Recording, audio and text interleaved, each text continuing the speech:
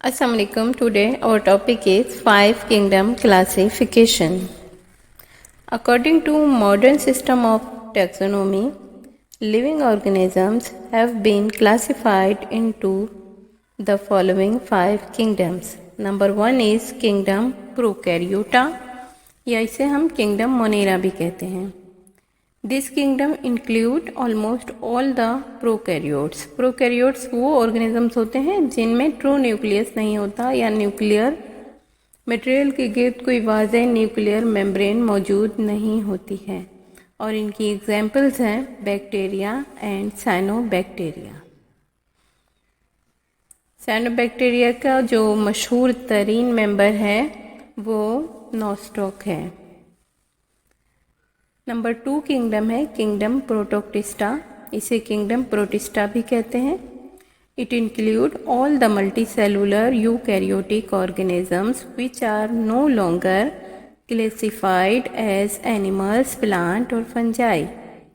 इसके अंदर यूनिसेलुलर यानी कि एक सेल पर मुश्तमिल और यूकैरियोटिक यानी ट्रू न्यूक्लियस मौजूद होता है. वो ऑर्गेनिजम्स होते हैं जिनकी मज़ीद कोई classification as a plant, animal या फंजाई के तौर पर नहीं होती, बल्कि एक डाइवर्स ग्रुप है. और इनकी मिसाल है यूग्लिना, पैरामेशियम, कैलेमाइडोमोनास, प्लाज्मोडियम. और इसमें इसके साथ साथ मल्टी सेलुलर ऑर्गेनिजम्स भी होते हैं जिनकी मिसाल है अलगी एंड प्रिमिटिव फंजाई. तो इस ग्रुप को एक्चुअली बेसिकली डिवाइड किया गया है 3 मज़ीद ग्रुप के अंदर, जिनमें है fungi like protoctist, plant like protoctist and animal like protoctist. Number 3 kingdom है kingdom fungi. It include non chlorophyllous multicellular organisms having chitinous cell wall, absorptive heterotrophs and have non-motile spores gamete. अच्छा, तो इसके अंदर fungi के अंदर non chlorophyllous होते हैं यानी फोटोसिंथेटिक ऑर्गेनिजम्स नहीं होते, और यूनिसेलुलर नहीं होते बल्कि मल्टी सेलुलर होते हैं. सिर्फ एक ईस्ट ऐसा मेंबर है जो कि यूनिसेलुलर है, और इनके अंदर जो सेल वॉल होती है वो खाइटिनियस होती है. इट मीन्स कि इनका एक कैरेक्टर जो है वो एनिमल की तरह होता है कि ये नॉन क्लोरोफिलस होते हैं, और एक कैरेक्टर प्लांट की तरह का है कि इनमें सेल वॉल होती है. इसलिए ये एनिमल और प्लांट से डिफरेंट होते हैं. देन ये एब्जॉर्प्टिव होते हैं, यानी जो इनका वे ऑफ न्यूट्रिशन होता है वो खुराक को एब्जॉर्ब करते हैं और अपनी खुराक को खुद तैयार नहीं कर सकते, इसलिए हेटेरोट्रॉफ्स होते हैं.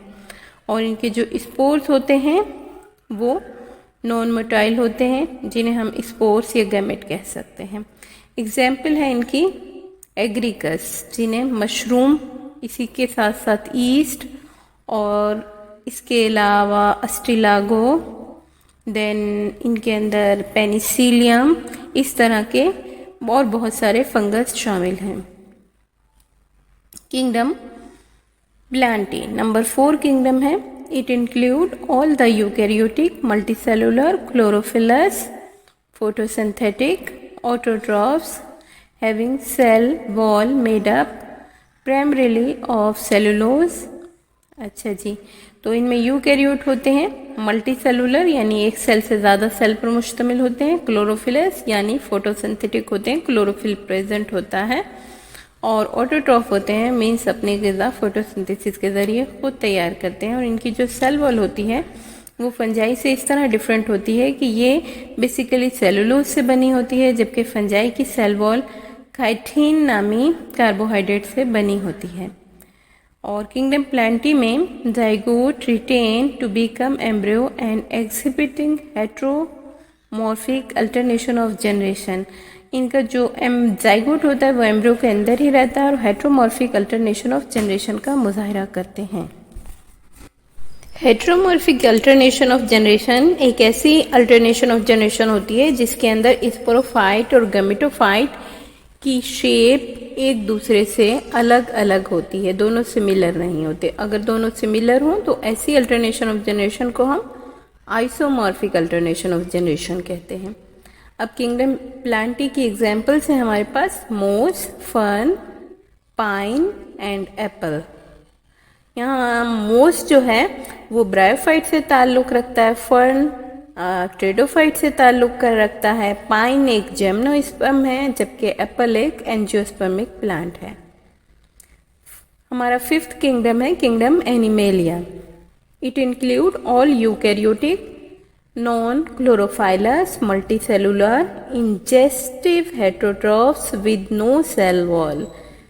अब इनके अंदर यूकैरियोट होते हैं यानी ट्रू न्यूक्लियस होता है, non chlorophyllous means chlorophyll present नहीं होता है यानी कि ये फोटोसिंथेटिक नहीं होते या ऑटोट्रॉफ्स नहीं होते, मल्टीसेलुलर होते हैं यानी एक से ज़्यादा सेल्स पर मुश्तमिल होते हैं, इंजेस्टिव मेथड होता है यानी खुराक को इंजेस्ट करते हैं, एब्जॉर्ब नहीं करते, फंजाई की तरह एब्जॉर्ब नहीं करते बल्कि खुराक को इंजेस्ट करते हैं।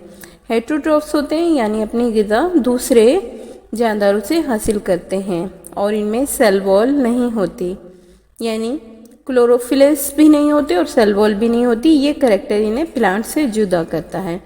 एग्जाम्पल है इनकी हाइड्रा, अर्थवर्म, ह्यूमन बीइंग वगैरह।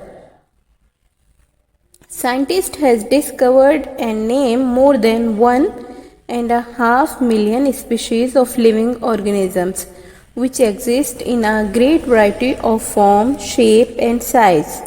For example, the smallest microscopic ones, bacteria, which may measure no more than 0.0001 mm, to probably the largest animal whale in the world, which may measure up to 40 meter in length and weight is 150 ton, and tree redwood tree measuring over 300 feet in height। यानी ये जो kingdoms हैं इन्हें इस बुनियाद पर अलग किया गया है क्योंकि जितनी भी लाइफ है उनके अंदर एक ग्रेट डाइवर्सिटी पाई जा रही है। अब जैसा कि हम बैक्टीरिया को देखते हैं तो वो इंतहाई मामूली 0.0001 mm का साइज रखता है, उसके मुकाबले में अगर हम व्हील फिश को देखें तो उसकी जो लेंथ होती है वो 40 मीटर होती है जबकि वेट उसका 150 टन होता है। इसी तरह अगर हम किंगडम प्लांटी के अंदर देखें तो रेडवुड ट्री की तकरीबन जो हाइट होती है वो 3 फीट तक होती है, जबकि कुछ पौधे ऐसे भी हैं जिनकी हाइट चंद इंचेस या चंद सेंटीमीटर तक होती है। इस डाइवर्सिटी की वजह से दुनिया में जो ऑर्गेनिजम्स, लिविंग ऑर्गेनिजम्स मौजूद हैं उन्हें इन 5 किंगडम्स में रखा गया है। यहाँ एक बात याद रहे कि वायरस को किसी किंगडम में कोई दर्जा नहीं दिया गया क्योंकि अभी तक ये डिसाइड ही नहीं हो सका कि वायरस कोई लिविंग ऑर्गेनिज्म है, वो लिविंग और नॉन लिविंग के बॉर्डर पर रखा हुआ है।